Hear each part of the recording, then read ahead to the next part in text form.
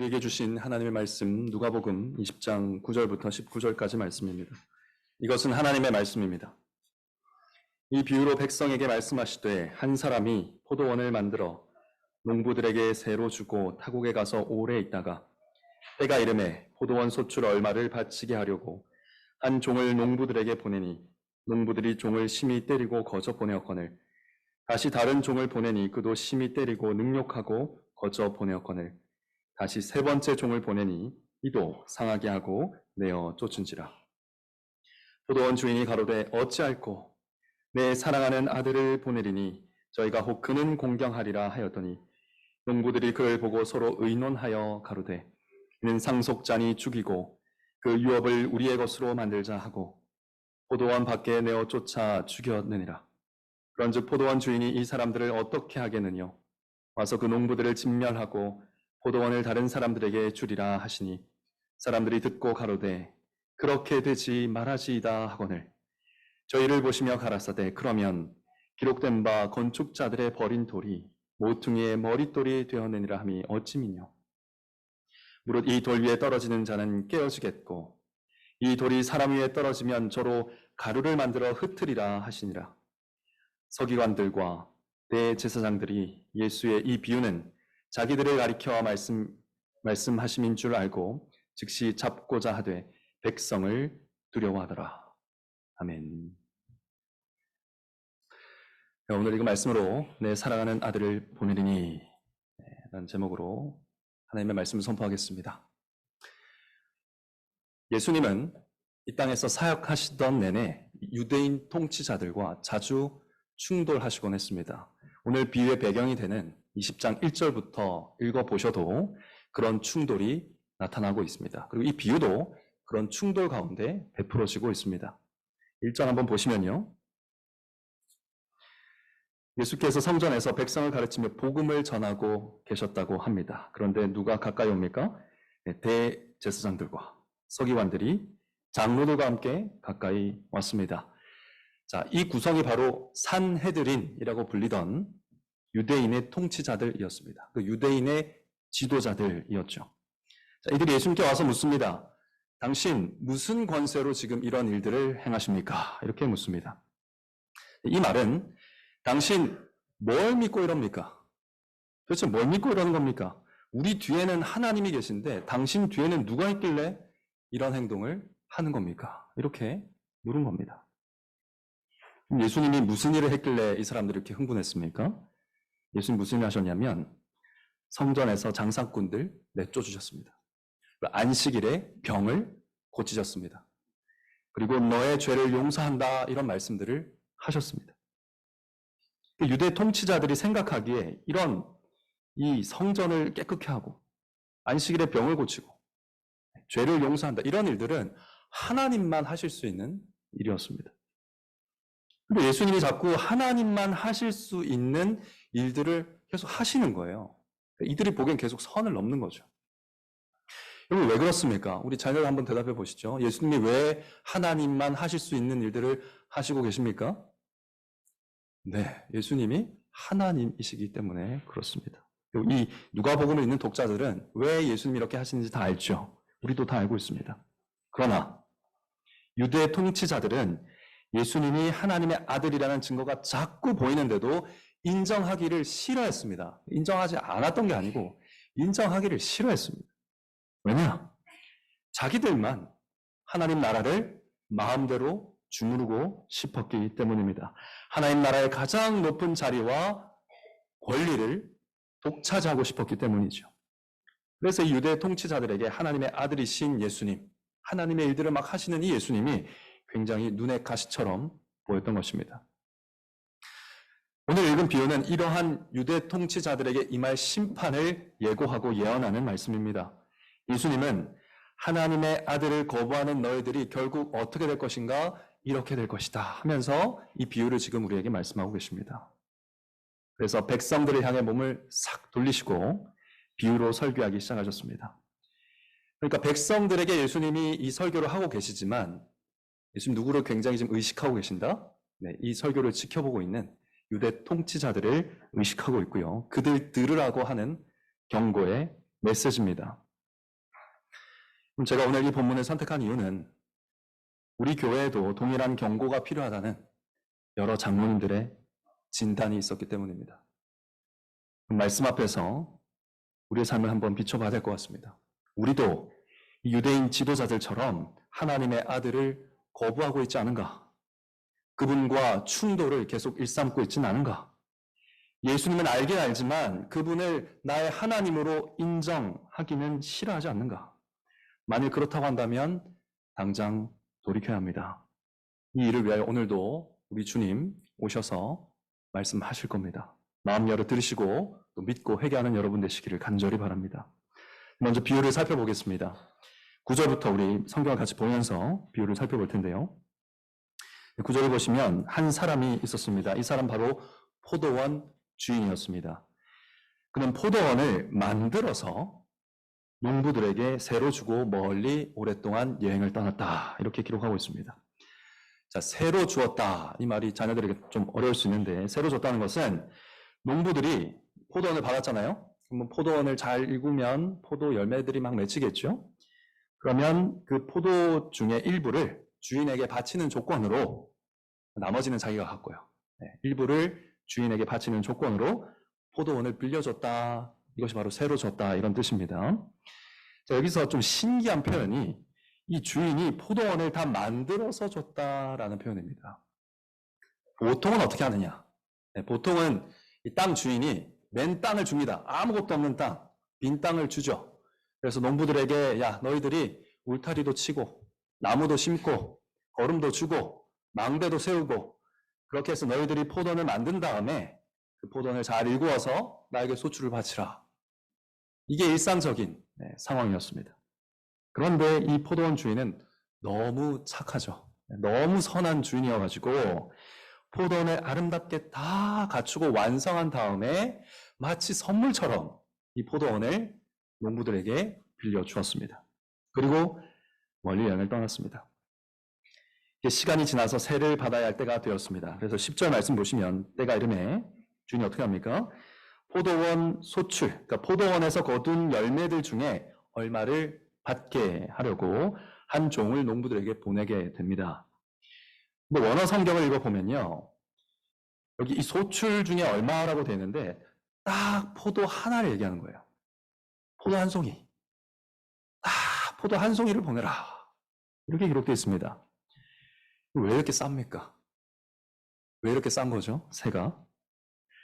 아마도 주인은 많은 포도를 받을 생각이 아예 없었던 것 같아요. 애초에 빌려줄 때부터. 완성된 포도원을 맡기고 왔으니까 여행하는 기간 동안에 그 포도원을 그냥 잘 유지하기만 하면 된다. 네. 가만히 두면 포도 열매들이 주렁주렁 열리는 그런 포도원이니까 이 농부들이 망치지만 않으면 된다. 가만히 있으면 포도들이 막 열릴 테니까 그 포도원이 잘 있다는 것을 확인시켜 줄 만한 샘플로 포도 한 송이만 보내라. 내가 그 포도 보고서 이제 포도원이 안전하구나, 잘 있구나 확인하면 나는 됐다. 그 샘플 하나만 보내라. 이것만 요구한 것이죠. 이 얼마나 선한 주인입니까? 좋은 주인이죠. 열매 딱 하나입니다. 어렵지 않죠. 그런데 농부들이 주인이 보낸 종을 어떻게 대합니까? 10절 보시면 심히 때리고 거저보냈다. 이 거저보냈다는 말은 빈손으로 보냈다는 거예요. 열매 하나도 주지 않았습니다. 제가 주인 같으면 그 맡고 온 종을 보고 당장 여행이고 뭐고 당장 달려가서 농부들을 쫓아낼 것 같은데 참 이 포도원 주인 이상합니다. 이상하다기보다 이해가 안 됩니다. 두 번째 종을 똑같이 보냅니다. 그런데 소장농들이 이번에는 심히 때리고 능욕했다고 합니다. 창피를 주고 놀리면서 때렸다는 거예요. 더 심하게 괴롭힌 거죠. 이쯤 되면 이제는 정말 주인이 달려가서 벌을 줘야 될 것 같은데 어떻게 합니까? 세 번째 종을 또 보냅니다. 그런데 이번에는 농부들이 그를 상하게 했습니다. 자, 여기서 상하게 했다는 말은 정상적인 생활이 불가능할 정도로 때렸다 그 말이에요. 네. 정상적인 생활이 불가능할 정도로 때렸다. 가장 심하게 때리고 빈손으로 쫓아버립니다. 여전히 열매 하나도 내놓지 않습니다. 도대체 이들이 왜 이럴까요? 이 주인은 또 왜 이러는 겁니까? 13절에 보니까 포도원 주인이 어찌할꼬 그럽니다. 이제 내가 뭘 할 수 있을까? 어찌할까? 하면서 말하고 있습니다. 그럼 뭘 어떻게 합니까? 여러분 같으면 어떻게 하시겠습니까? 어떻게 하겠어요? 당장 계약 파기하고 약속이고 뭐고 그들을 내쫓아버려도 시원찮잖아요. 그런데 이 주인은 어떻게 합니까?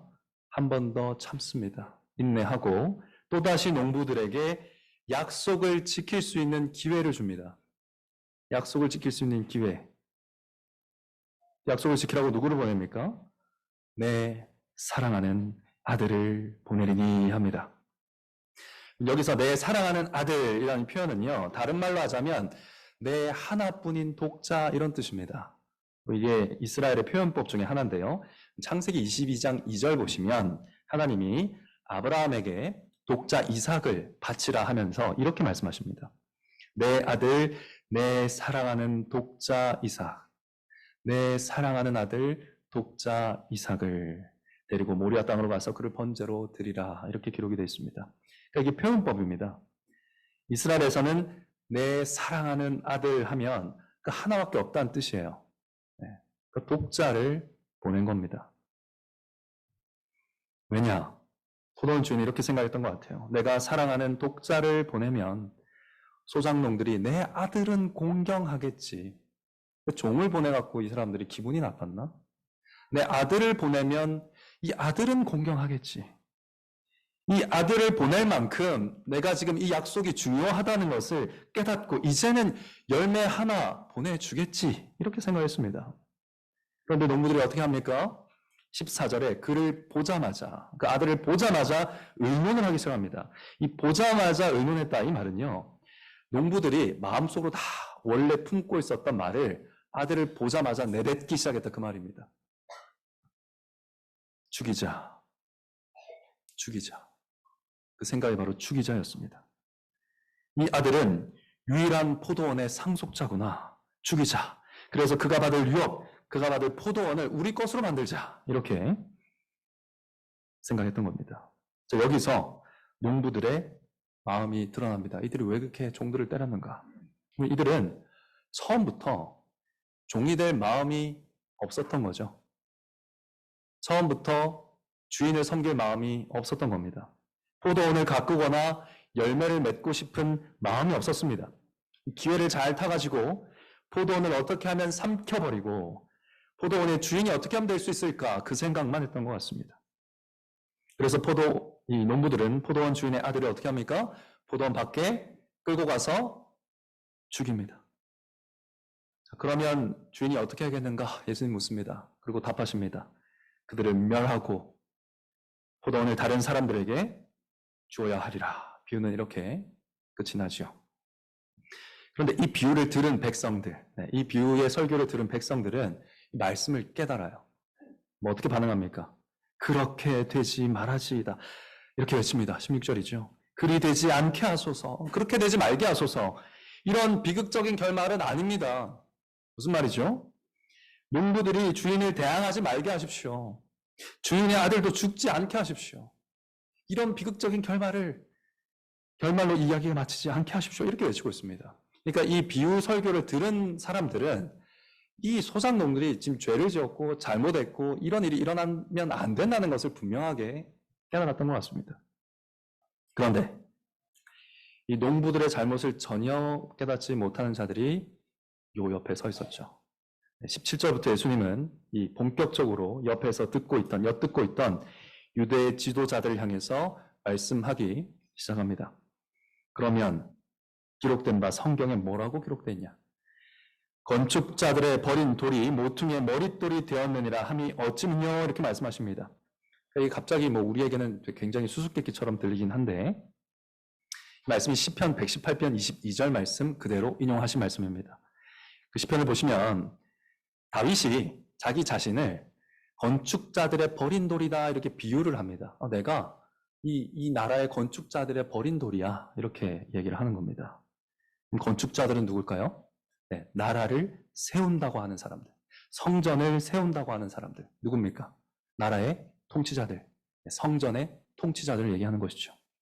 그러니까 이 나라의 통치자들이 다윗, 너는 하나님 나라에 쓸모없는 쓰레기 같은 그런 사람이다. 그러면서 자기를 버렸다는 거예요. 돌처럼, 쓸모없는 돌처럼. 그래서 괴롭히고 죽이려고 했죠. 그런데 하나님이 이 버림받은 다윗, 나를 어떻게 했느냐? 모퉁이의 머릿돌이 되게 하셨다, 이렇게 기록을 하고 있는 겁니다. 모퉁이의 머릿돌은 아치의 가장 꼭대기에 있는 돌인지, 아니면 기반을 가장 이 건물의 기초를 담당하는 가장 중요한 돌인지 여러 가지 논의가 있지만 중요한 건 뭐냐? 이 돌이 건물에서 제일 중요한 돌입니다. 제일 중요한 돌입니다. 이 돌이 높이도 정하고 건물의 크기도 정하고 너비도 정하고 모든 것을 결정하는 그런 돌이란 뜻입니다. 한마디로 왕돌이란 뜻입니다. 네, 왕돌. 네, 가장 왕으로서 기준이 되는 돌을 얘기하는 거예요. 그러니까 지금 다윗이 뭐라고 얘기하는 겁니까? 이 건축자, 이 나라의 통치자들은 나를 버렸지만 하나님이 나를 하나님 왕국에서 가장 높은 왕으로 만드셨다. 이 이야기를 표현한 것입니다. 이게 바로 건축자들의 버린 돌이 모퉁이의 머릿돌이 되었다 하는 표현인데 지금 예수님 그것을 말씀하고 계신 겁니다. 그러니까 예수님은 이 시편을 가져와서 비유를 지금 풀어주고 계신 거죠. 이 비유가 무슨 뜻인가? 이 비유에 나온 농부들은 이스라엘을 다스리는 통치자들을 얘기합니다. 포도원 주인이신 하나님은 완성된 포도원을 이 통치자들에게 맡기셨습니다. 즉 약속의 땅 가나안, 이 땅 토지도 주시고 토양도 주시고요. 백성들도 주시고요. 언약도 주시고 복도 주시고 그 나라의 모든 것들, 필요한 것들은 다 선물로 주셨습니다. 즉 구원을 선물로 주셨습니다. 그런데 이 통치자들이 이 포도원을 다 망쳐버렸다는 거예요. 어떤 포도원이 되겠습니까? 감사의 열매, 순종의 열매, 거룩한 사랑의 열매 하나도 맺히지 않는 그런 나라로 망쳐버렸다는 겁니다. 율법을 이용해서 자기 힘을 키우고 자기 배는 불리면서 율법을 통해 지켜야 될 하나님의 약속, 하나님과의 약속, 즉 하나님 사랑과 이웃 사랑은 다 내버려버렸다. 그 열매가 하나도 맺히지 않는 나라가 되어버렸다. 그러니까 포도원을 맡기신 주인에게 약속을 지키지 않은 것이죠. 열매 하나인데, 열매 딱 하나인데 순종 하나 하나님께 바치지 않는 그런 나라가 되었다라는 것이죠. 그래서 하나님 어떻게 합니까? 포기합니까? 자기 종을 보냅니다. 선지자들을 보내고 또 선지자를 보내고 계속 보냅니다. 그러나 이들은 선지자를 때리고 능욕하고 상하게 하고 죽였습니다. 그래서 결국 하나님이 내리신 결정 뭡니까? 가장 사랑하는 아들. 이게 무슨 뜻이라고요? 내 독자 아들을 보내야겠다. 그래서 예수님이 오셨습니다. 그런데 유대 통치자들, 이 건축자들, 이스라엘을 다스린다 하는 자들이 하나님의 아들을 어떻게 할 것이다? 지금 내가 너희들에게 설교하고 있는데 이 통치자들이 나를 어떻게 할 것이다? 어떻게 한다? 버리고 죽일 것이다. 건축자들의 버린 돌이 될 거야 내가. 지금 그 일이 진행되는 중이다. 이것이 성경에 예언되어 있다. 이렇게 말씀하십니다. 그러나 그들은 버릴 것이지만 하나님이 어떻게 하실 것이다? 나를 모퉁이의 머릿돌로 만들 것이다. 즉 하나님 나라의 왕돌로 내가 나타나게 될 것이다. 내가 모퉁이의 머릿돌이 되어서 나로 말미암아 하나님 나라가 새롭게 될 거야 라고 지금 말씀하고 계신 겁니다. 이 말씀을 하시고 가장 중요한 여러분이 꼭 주목해서 들으셔야 될 18절 말씀을 선포하십니다. 18절 말씀 한번 읽어보겠습니다. 시작. 무릇 이 돌 위에 떨어지는 자는 깨어지겠고 이 돌이 사람 위에 떨어지면 저로 가루를 만들어 흩으리라 하시니라. 이런 말씀하십니다. 이 왕이 된 돌 예수님께서 무슨 일을 하실 거라고 합니까? 사람들을 넘어져 깨뜨리게 만들고 사람들 머리 위에 떨어져서 가루로 만들기도 할 것이다. 이렇게 말씀합니다. 그러니까 왕이 되신 이 돌이 심판의 돌이 되기도 하신다. 이런 이야기입니다. 왕의 말씀을 받아들이지 않고 걷어차는 사람은 깨어진다. 그런 소리입니다. 예수님의 말씀을 거부하고 헤딩하는 사람들 어떻게 된다? 머리로 들이받는 사람들 어떻게 된다? 그 밑에서 가루가 될 것이다. 이런 얘기예요. 심판의 예고입니다.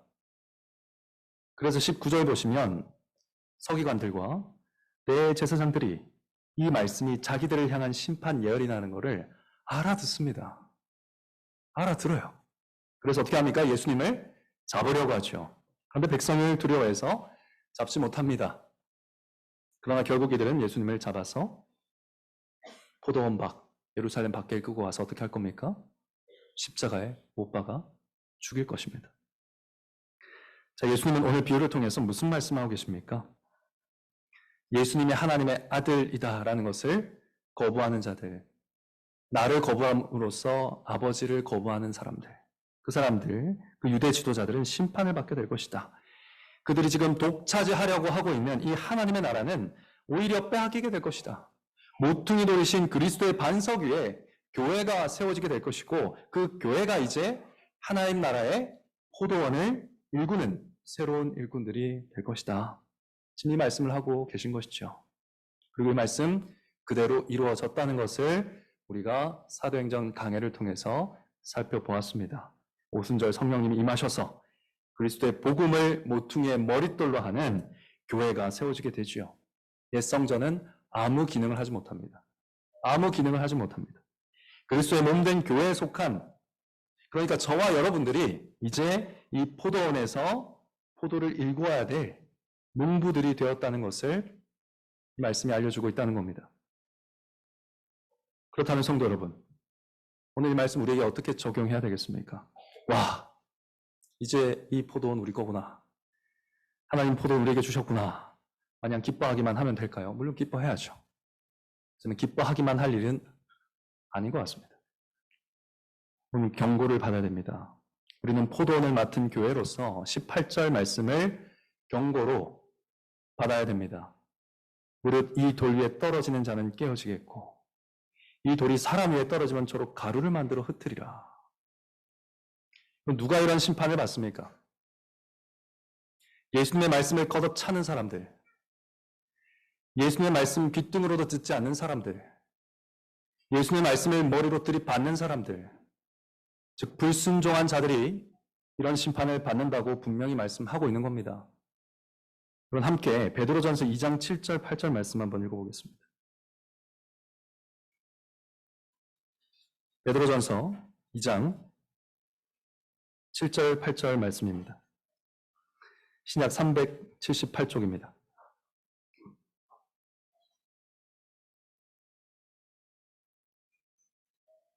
함께 읽어보겠습니다. 시작.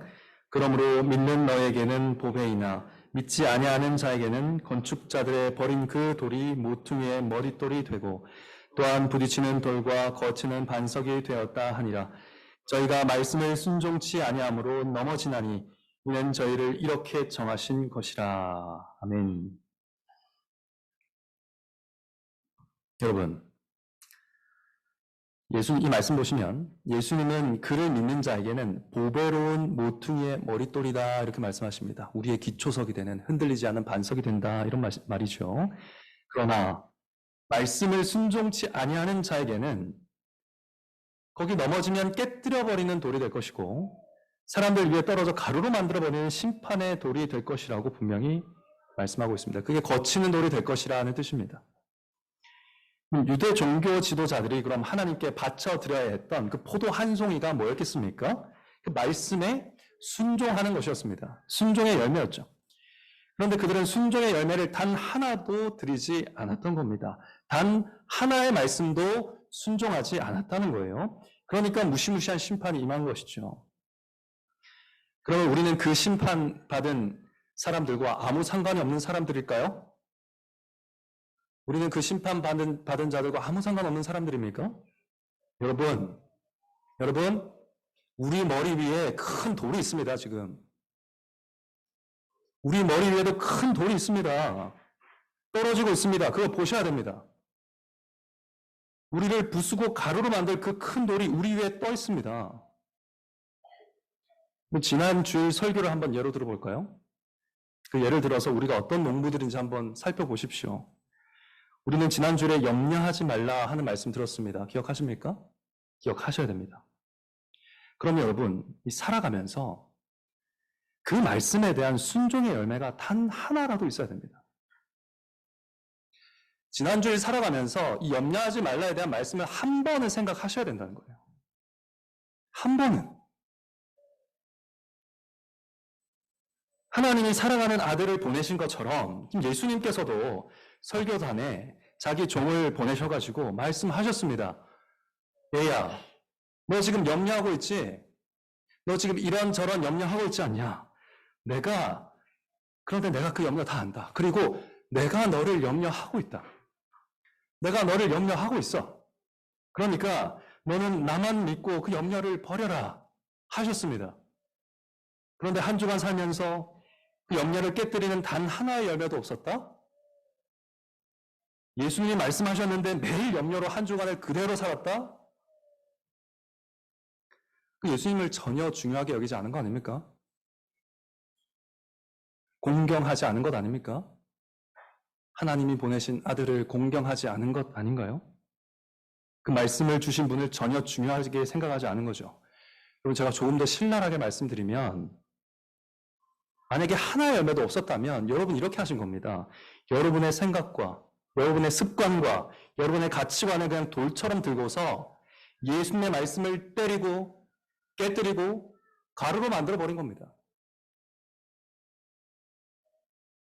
내 고집대로 계속 염려하면서 말씀과 함께 예수님을 내 포도원 밖으로, 내 삶의 울타리 밖으로 내쫓아버린 겁니다. 우리가 이처럼 불순종하고 있다면, 그렇게 열매 하나 없다면 유대 지도자들을 가루로 만든 돌이 우리 위에 없다고 할 수 있습니까?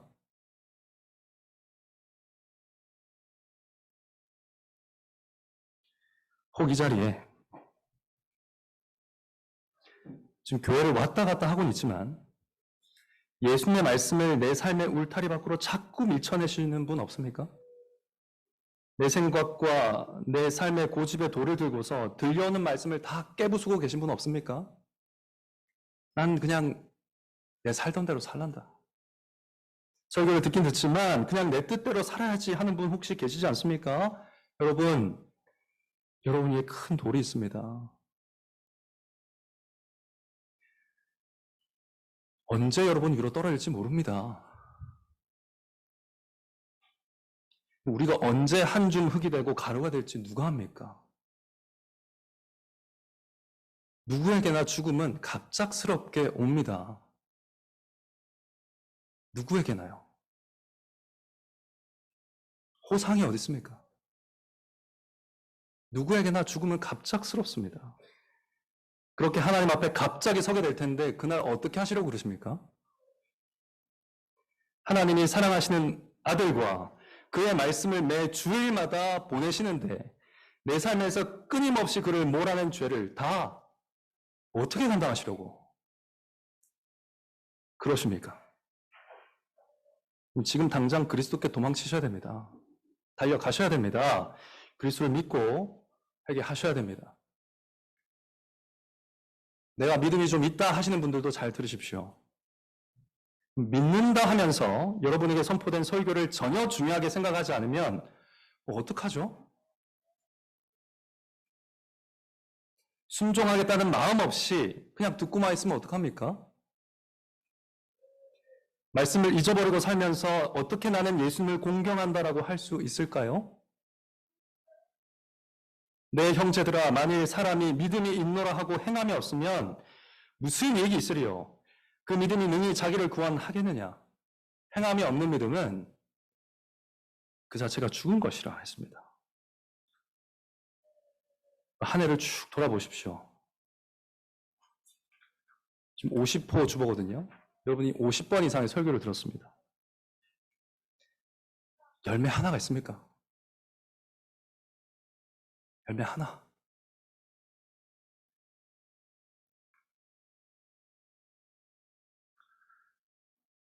다 완성해서 주셨잖아요. 구원을 다 완성해서 선물로 주셨잖아요. 구원받은 자의 그러면 응당 맺혀야 하는 완성된 포도원에 당연히 있어야 되는 그 감사의 열매, 순종의 열매, 사랑의 열매가 하나도 없이 1년을 살아오진 않았습니까? 그렇다고 한다면 죄인들 위에 떨어질 그 돌이 나에게는 없네. 누가 그렇게 안심할 수 있습니까? 자, 그렇다면 형제자매 여러분, 우리가 어찌해야 됩니까? 순종의 열매를 드려야겠죠. 어떻게 순종할 수 있습니까? 누가 순종의 열매를 주인께 바칠 수 있습니까? 이에 대한 답이 베드로전서 2장 4절 5절에 나오고 있습니다.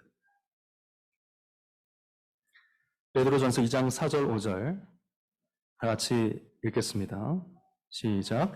사람에게는 버림바 되었으나 하나님께는 택하심을 입은 보배로운 산 돌이신 예수께 나와 너희도 산 돌같이 신령한 집으로 세워지고 예수 그리스도 말미암아 하나님이 기쁘게 받으실 신령한 제사를 드릴 거룩한 제사장이 될지니라. 아멘. 누가 하나님이 기뻐 받으실 신령한 제사, 신령한 열매를 드린답니까? 우선 예수님께 나와야 됩니다. 예수님께 나와야 됩니다.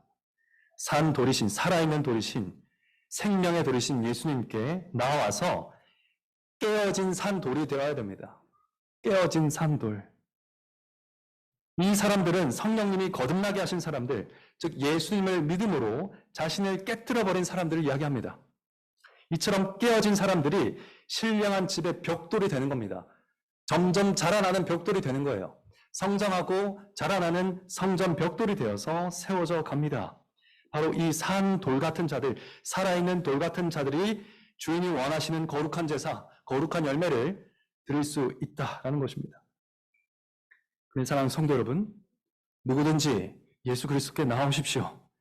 예수님의 말씀을 믿고서 자기 고집과 생각과 가치관을 깨뜨려 버리십시오. 자기 살던 방식을 깨뜨리시고 하던 대로 그거 좀 깨뜨리시고 예수님의 모퉁이 돌에 의지하는 자들이 열매를 맺게 됩니다. 자, 어떻게 하라는 것인가? 구체적으로 예를 들면 주께서 염려하지 말라 하시면 비록 내게 염려가 있죠. 염려하지 말라고 해도 내게 염려가 있습니다. 그러나 그 염려를 무시하고 그 염려에서 돌아서는 거예요. 그러라고 하셨으니까 단순하게 복종하는 겁니다. 그것이 예수님께 의지해서 자기 생각을 깨트리는 겁니다. 나에겐 염려가 있지만 이거 그냥 나 깨부술래. 예수님이 염려하지 말라고 하셨으니 믿어야지 하고 깨부수는 겁니다. 예수님이 아내를 사랑하라 할 때 여러분 자존심 있죠? 자존심 버리기 싫지 않습니까? 그러나 다 깨뜨리고 아내를 사랑하기 시작하라는 겁니다. 예수님이 남편에게 복종하라 할 때 아내들은 내 자존심 다 버리고 남편에게 복종하는 겁니다. 그러니까 듣고 읽은 말씀, 성령님이 생각하게 하실 때마다 그 말씀으로 나를 좀 부시는 겁니다. 희한한 건 뭐냐면 그렇게 부서지면 그 돌은 살아있는 돌이 됩니다. 생생히 살아 숨쉬는 산 돌이 된다고요. 단순하게 순종하는 사람들이 되십시오. 그때 아름다운 열매 하나를 하나님의 품에 드리게 될 것입니다. 말씀이 자신을 깨트리게 매주 자신을 내어놓으십시오. 그때 하나님께 열매 하나 드리는 인생이 될 것입니다. 그러나 성도 여러분, 여전히 문제가 하나 있습니다. 두렵다는 겁니다. 그럼 두렵죠? 나를 깨뜨렸는데 아프면 어떡하지? 이건 내가 살아오던 방식이 아닌데 너무 막막해지면 어떡하지? 내가 이거 한 번도 안 해본 일인데 이거 하다가 나 실망하면 어떡하지? 내 삶의 방식을 포기했는데 후회되면 어떡하지? 내가 염려하지 않기로 하고 내년에 이런저런 봉사를 하기로 체크를 다 했는데 염려한 일이 막 생기면 어떡하지? 불안합니다. 두렵고요. 죽음의 공포 같은 것들이 우리에게 스멀스멀 기어 올라옵니다. 우리는 순종을 하는 순간에도 불안하고 두렵고 연약합니다. 이러한 우리를 위하여 하나님의 사랑하는 아들 예수님이 오늘도 말씀으로 찾아오시는 겁니다. 그를 바라보고 그를 만나야 순종을 하죠. 우리 몸으로 무슨 순종을 하겠습니까? 그를 바라보고 거기로부터 힘을 얻어야 순종을 하죠. 하나님이 사랑하시는 아들을 만나서 그 누구보다 공경하며 받아들여야 순종의 열매를 맺겠죠. 오늘 말씀을 통해 나타나신 예수님을 바라봅시다. 그분은 누구십니까? 그분은 우리를 위해서 자신을 산산이 깨뜨려 버리신 하나님이십니다. 그분이 먼저 우리를 위해서 스스로를 깨뜨리셨습니다. 여러분 생각해 보십시오. 예수님이 하나님이십니다. 하나님이 태어나셨습니다. 자궁 속에 계시다가 태어나셨다고요. 그분은 하나님이신데 굶주리셨습니다. 그분은 하나님이신데 아프셨어요. 그분은 하나님이신데 죽으셨고, 그분은 하나님이신데 무덤에 내려가셨습니다. 말이 되는 게 하나도 없죠. 신이 어떻게 이럴 수 있습니까? 어떻게 하나님이 이럴 수 있습니까?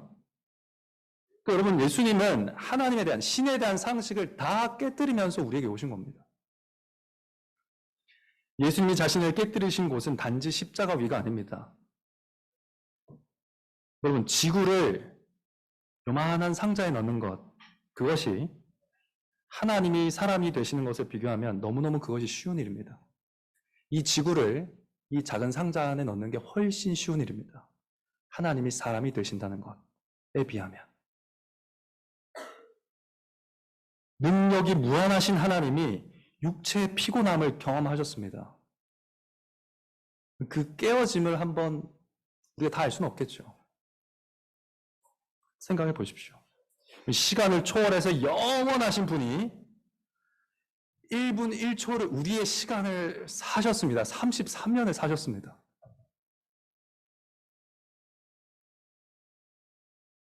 그러니까 여러분, 예수님은 1분 1초 이 땅에서의 삶이 다 깨어지고 깨어지고 깨어지고 깨어지는 삶이었다는 겁니다. 인간의 모든 연약함을 온전히 경험하시기 위해서 하나님으로서 자신을 완전히 부서뜨리는 삶을 사시다가 승천하신 거예요. 왜입니까? 죄인인 저와 여러분, 연약한 저와 여러분을 구원하시기 위해서죠. 우리를 사랑하셨기 때문입니다. 그리스도께서 자신을 깨뜨리시며 우리를 사랑하신 이 큰 사랑이 오늘 여기에 있습니다. 우리를 그렇게 사랑하시는 분께서 그 말씀에 순종하는 우리들을 두려움과 불안 가운데 내버려 두실까요? 저는 그렇지 않을 것이라고 믿습니다. 결코 우리를 버려두지 않을 겁니다. 세상이 줄 수 없는 평안으로 순종한 마음에 기쁨으로 가득 채워주실 겁니다. 가장 사랑하는 아들을 우리를 위해서 보내신 아버지의 말씀이고 명령입니다. 우리에게 해로운 것 명령하시겠습니까? 가장 선한 것 명령하시지 않겠습니까?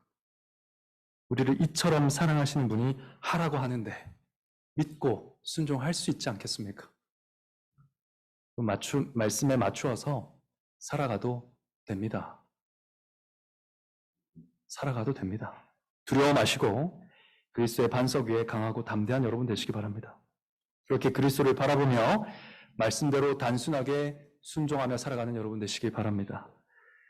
결론입니다. 말씀을 잊어버리고 심지어 말씀을 깨부수면서 말씀과 충돌하는 우리, 그렇게 예수님을 공경하지 아니하는 우리들입니다. 그러나 오늘도 50번째 주일인 오늘도 하나님께서 말씀을 통해 돌이키라고 경고하실 뿐 아니라 이 말씀을 통해 사랑하시는 아들을 우리에게 보내어 주십니다. 이 그리스도를 바라보시고 믿고 회개하는 여러분의 삶에 하나님 기뻐 받으실 만한 순종의 열매 하나하나 가득 연글어 가기를 성부와 성자와 성령의 이름으로 간절히 축원합니다.